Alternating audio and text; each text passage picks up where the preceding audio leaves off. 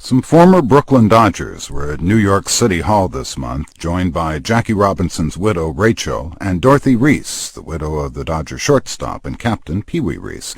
They were going to choose an artist to commemorate an important moment in both sports and the civil rights movement. Pee Wee's son, commentator Mark Reese, was there too.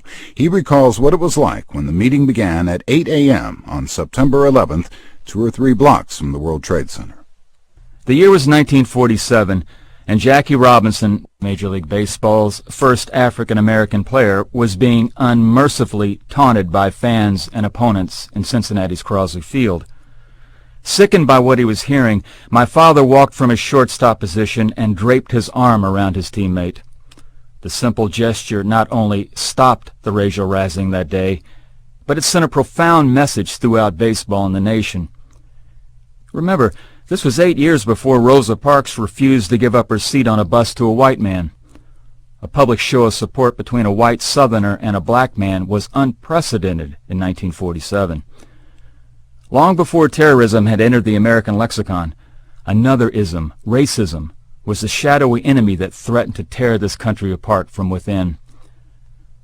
So there we were at City Hall, looking at the statuettes, captivated by a different era, when an unexpected visitor entered. The windows rattled and our souls shuddered. Terrorism arrived in a horrifying manner. We now know the terrorists are trying to tear our country apart from the inside out. Freedom and fear, said President Bush, are at war. In some cases, that fear has provoked racism against American Muslims. Where does that leave freedom? In 1947, these freedoms were tested when my father's teammate and best friend, Dixie Walker, circulated a petition that tried to bar all black players from the Major League Baseball. And anyone who supported Robinson, Walker warned, also would be chased out of the game. At first, my father gave in to his fears and supported the petition. But in 1999, the year my father died, he told me he had learned an important lesson that trying day in Cincinnati. Don't give in to your fears. When the first tower of the World Trade Center crumbled like a house of glass, I held my mother close. I wanted to keep her from being trampled to death or pelted by debris. We ran into a neighboring building as fast as my mother's 79-year-old legs would allow. In the dark of a bomb shelter, Mom turned to me and said, "I'm just glad your father isn't here to see this."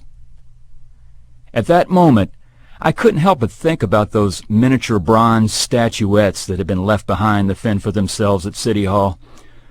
Amid the debris and dismay, they represent courage, determination, teamwork, something we as Americans have been seeing a lot of lately. So I turned to my mother and said, "No, Mom. Something tells me Pee Wee is here with us. And so is Jackie. Because we need their courage now more than ever." My mother bravely smiled and nodded in agreement.